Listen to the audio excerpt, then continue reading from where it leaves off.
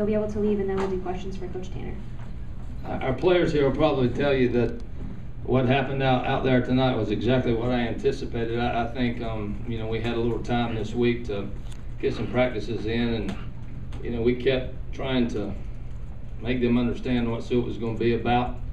I turned the L screen around a couple of times, started flipping balls up there, and he was as good as advertised. He was very, very special. I you know, looked at his numbers, a scoreless streak, and we finally got some runners on there, and then he got 2 outs and didn't look good, and then Adam came through with a big hit for us. But a spectacular performance by Sewell, and of course Kobe Holmes was fantastic as well and did a tremendous job, and we needed for him to be that good because Sewell was doing a great job for Manhattan, and you know, we're very fortunate to be able to win and get a chance to play tomorrow.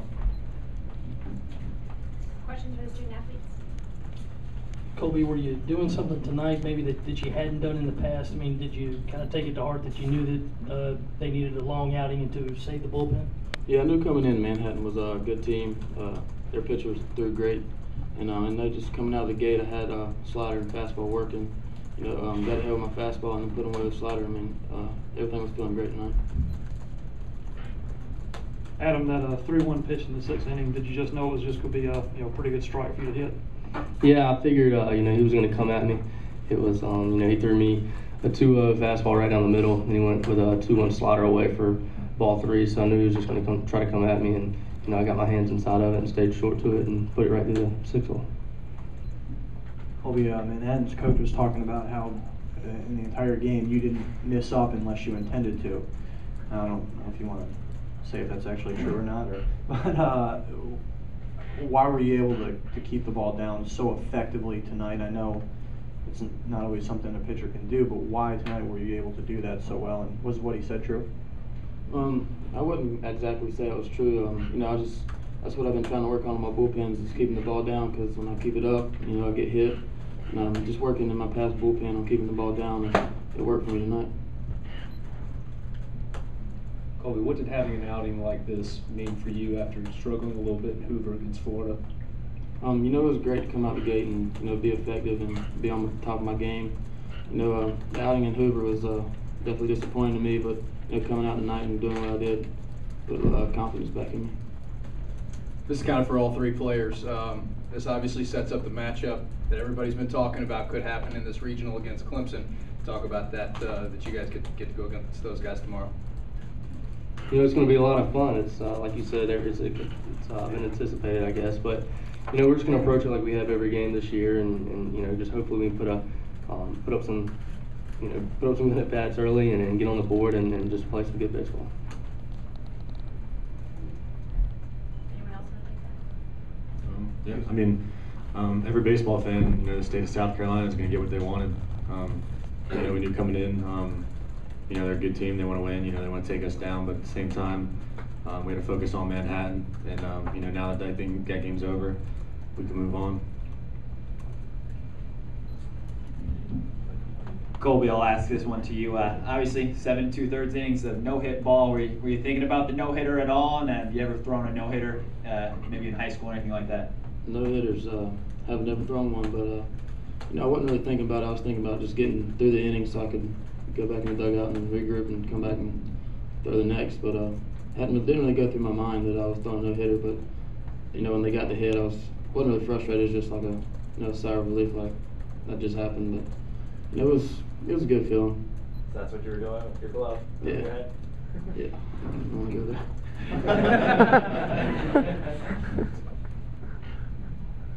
Adam, a little different for you guys throwing Colby on Friday night rather than Michael, and presume you were with him in the dugout there, and I don't know, what was that kind of like with him not being out there tonight? Obviously you got a great performance, but knowing that he's going to be your guy tomorrow, could you just talk about what he's been able to do against Clemson, and could you sense, being one of his close friends, some anticipation in the later innings tonight when you guys knew that was going to be your matchup? Well, everybody knows Michael's personality, so he's just kind of a go with the flow type guy. So you know, he was just kind of in the dugout today, you know, trying to get everybody fired up, trying to, you know, do whatever he can to superstitiously score a run. And you know, he's excited, he's ready to go. You know, he's just like I said, going to approach tomorrow's game just like he has any others. You know, he's been in a bunch of big situations, so you know he's gonna have fun with it. For Adam and Christian, you guys got kept off the board for the first 5 innings, and in the 6th you put some runs on the board. Were there any specific adjustments you made in that inning, or was it just some timely hits you were able to put together? Nothing really we did specifically. You know, we just hit a couple balls where they weren't. You know, early in the game, you know, we could have hit a couple balls hard to third. I think Dante hit one that ended up being a double play, but you know, the kid came out and you know he was everything we expected. He was good. He was hitting spots. Everything was slow. You know, just kept us off balance enough to where we couldn't get, you know, a barrel on the ball. But you know, we got a couple pitches to hit and a couple guys on base, and it ended up working out for us. Adam or Christian, 17 wins in a row now in the NCAA. You extend your own streak. Do you ever just sit back and kind of be amazed at what you guys have been able to accomplish over the course of 3 seasons, winning that many postseason games in a row? Yeah, like I think Michael said yesterday, we don't really think about that until someone mentions it. But you know, it's been a great run, especially you know for me to be part of the past 3 years, and Walker as well, and Colby as well. But you know, it's been a lot of fun. You know, hopefully we can extend that throughout the weekend. But you know, we're just gonna take it one game at a time and focus on Clemson tomorrow. Colby, how about throwing to Dante tonight? You know, he got thrown into a tough situation. And how did he do? Well, he did great. Earlier, about midway through the season, he caught me. I think the first game was Vanderbilt, and I feel like we meshed real good. You know, it was a low target, keep the ball down. That's what I need to do when I'm pitched. But you know, he was everything that we needed behind the plate tonight. Adam, it was the beginning of the 3rd time through the order when Joey got that first hit. For you personally, having seen Suet twice and then coming in with a hit there, you know, how much did it help? You had seen that arm slot twice. Did you feel a lot more familiar with it in that 3rd at bat? Do you think that helped you a little bit there?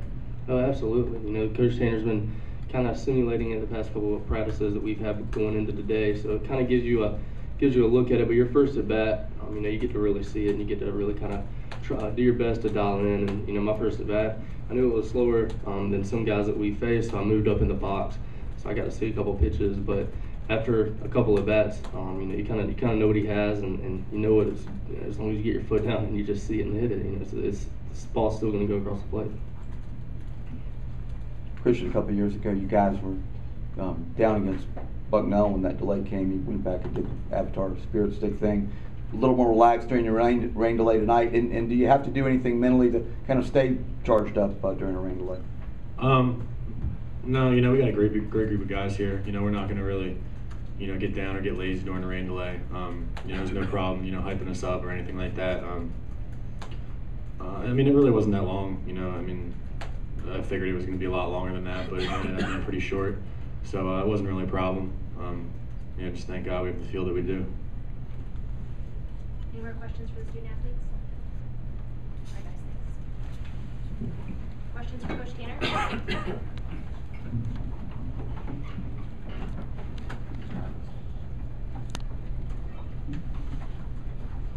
Ray, is that the best performance you've ever seen Colby throw? And did you speak to him any before the game, during the game, about what he was doing? No, the only thing I said to him is, you know, 2 weeks ago he was really good against LSU. That was a special outing for him. I don't think he allowed any earned runs that night as well. And you know, like I said, he was a guy that needed to get this game. If we weren't going to pitch Michael, he's been in this situation before. That wasn't an issue. It was just a matter of whether he was going to be sharp or not. And he was outstanding. And you know, it's been mentioned already, but Dante Rosenberg did a great job. He did a great job receiving the knock balls in the dirt. And he kept the rhythm going for our pitchers, and that was special. You know, a guy that's been sitting behind Griner for a while. You know, he got some time early in the year, not so much lately, but did a great job tonight. And I was really proud of his effort. Ray, I know you hope it happens 3 or 4 more times, but what's it like to go into a really big game and be able to know that your pitcher is Michael Roth? Well, you feel like you're giving it your best shot. I mean, that's the thing. And, you know, I got confidence in a lot of guys, but certainly, you know, what Michael's done in his career here, if you can line him up, you know, that's as good as it gets. You know, win, lose, or draw, you go, hey, we're sending our best guy out there with the best mentality, the toughness, the poise, all those things, and he'll give you a chance, and that's all you can ask. And he's been in a lot of tough situations over the years, and tomorrow's one of those matchups that could have been probably last year at one point, didn't happen, and you know, now we've got the matchup that everybody be looking at tomorrow, not only in the state of South Carolina, but probably across the country as well. So it's great for college baseball, and you know, having Michael Roth out there, you feel like you got a chance. There's no guarantees, of course. We're playing an excellent team and a lot of great athletes at Clemson, but you feel good about having them out there. Ray, how quickly did you see tonight that Colby had his stuff? What did you notice, and what was kind of Jerry talking to you about? What was Colby saying coming back in that sort of said to you, you know, he's on tonight, he's really good? Well, I asked him when he came in, I said, how was the bullpen? He said, pretty good, because when Colby went out in the first inning, I didn't think his velocity was real good. I thought it was probably, you know, maybe mid to upper 80s, which is not quite good enough. You can still be effective, but he's a little bit better if he's 88 to 91, somewhere in there, getting a slider over. Did not throw a lot of changeups tonight. He'll throw more changeups to left-handers now. He had one in the lineup, but the thing that impressed me the most was he was down in the zone. He showed that early on. He's not very tall. Some of those guys don't have a lot of downward plane, but he was able to get on top of the ball a little bit. And I think Dante helped. You know, Dante is a low target guy. He's scrubbing the ground back there. You know, he gives an extremely low target, and that might have helped Colby considerably tonight. And you know, I knew that, you know, he was going to have to be good, because we weren't going to score a lot of runs against Stewart. I mean, that is about as good as it gets, I think, against him. And you know, we had a tough week of practice trying to figure some things out. Our guys had some pretty good at bats before we scored. It wasn't terrible, but we had nothing to show for it. That's how effective he was. I'm extremely impressed with what he's not only been able to do tonight, but throughout the season with his numbers. So Colby had to be everything he was tonight to give us a chance to win. Coach, you mentioned that Clemson is the matchup that everybody in this state wants to see. Does it change your approach with your guys tomorrow, or is Clemson just the next team in the way? Well, I think that, you know, you gotta approach it that way. That, hey, we won our first game, they won their first game, let's go play. But you know, who are we kidding? I mean, it's big. I mean, it's a rivalry situation. It's more than just a second round of NCAAs. That's big enough. But it's Clemson. You know, I've never been one to say, well, it's just another game. No, it's Clemson. We're playing Clemson, and it is what it is. And I'm sure they feel the same way. But I think it's great. I really do. You know, Coach Leggett and I talked briefly after his game today. We talked a little bit last night. We like this. We like to play, and you know, whether I get beat tomorrow or he gets beat, you know, we're the two of us. If you said, hey, you guys can play a 7-game set, let's close the gates, let's play, we would enjoy that. Now, we wouldn't enjoy all of this, but we would enjoy that. That's what we're about. That's the fabric of both of us. We get crazy about it, you know. And I said to him, I said, hey, I saw you on the top step when Hazelton walked the bases loaded. He said, yeah, I was profusely sweating. I said, you almost went, but you came back. So we had a laugh or two, and he said, now you're getting ready to do it. I said, you got that right. So it's great competition, and you know, there's been a time or two along the way that emotions got in the way, but at the end of the day, it's been a great rivalry, one of the best, if not the best, in all of college baseball. And hopefully, you know, whatever happens tomorrow, it's a great game, and it's you know, platform for college baseball. Ray, in that big sixth, you know, got the bases loaded, nobody out, then you get a couple of quick outs. How, I guess, satisfying was it to see Matthews, who hadn't had a great year, step up and be a senior and get that in? Big. You know, it was really big. I told the coaches before the game, I said, you know, I got a good feeling about Matthews. I think I'm going to hit him at the top of the order. And, you know, they started giving me their opinions and matchups, and they said, leave him down there swinging it good. Maybe he'll drive in a couple. Well, he ended up driving in a couple. But certainly, you know, after LB popped out to the catcher and then Roth took a backward slider, you know, if we don't score there, we may not win that game. I mean, they get out of that situation, the momentum shifts in a hurry. So that was a huge at-bat when Matthews smoked that ball through the left side. Ray, so you spent extra time this week working against the submarine flipper. Is that a disadvantage now going against conventional gas, or after Seawood would you be glad to see something regular? Well, yeah, it's just, I think that, baseball is that way, that, guys that, have a conventional delivery, right or left-handed, that's what you're used to. And when you face a guy with a different arm slot, or maybe a guy that hides the ball a little bit more, it is difficult. Hitting a baseball is not an easy thing to do. And when you run into guys like that, John Taylor, Jose Mata, and now we got Privet as a guy that we hope will be a force in the future. And we'll have a couple more coming into our program, and they're tough. You talk about, like Sewitt tonight, the ball goes two ways. It goes this way and then it goes that way. The slider comes across, he'll two-seam you this way. Very rarely you just throw a ball in there. Sometimes the guy's throwing 91, 92, he's throwing it in there. You have a better chance at it, and you can get some timing going, but those guys are tough to figure out. We worked extremely hard this week, I'll tell you that. We did. I don't know that we've ever spent as much time focusing on a pitcher that we're going to face as we did with Sewitt, and we needed to. Look at his numbers.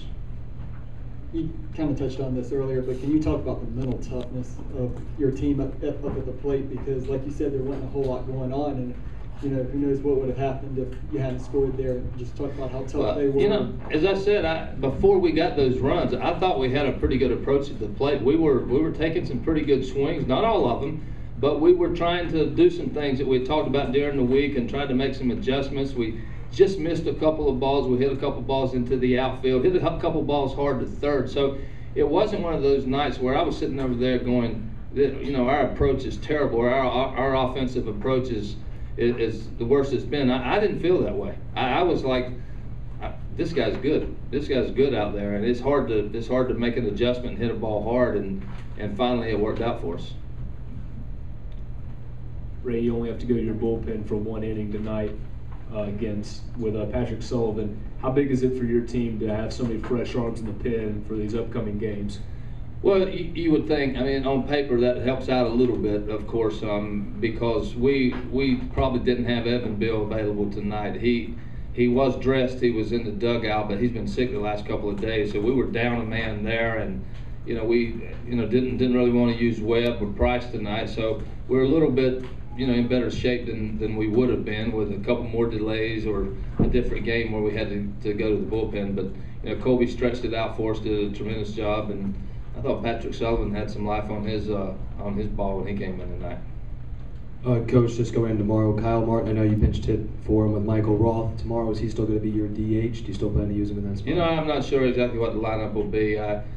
Take a look at what's going on with their team, and look at the scouting report a little bit on how they've been the last 2 to 3 weeks, and decide how we approach it. I really went with Kyle tonight. This is the kind of game that you got to be a little bit leery of how many young guys you put on the field if you can help it. But I thought the matchup was pretty good with him, and he didn't have a couple of good at bats, but it's still, lefties had a better chance of getting Sewitt than the right-handers did, at least statistically. Any more questions for Coach?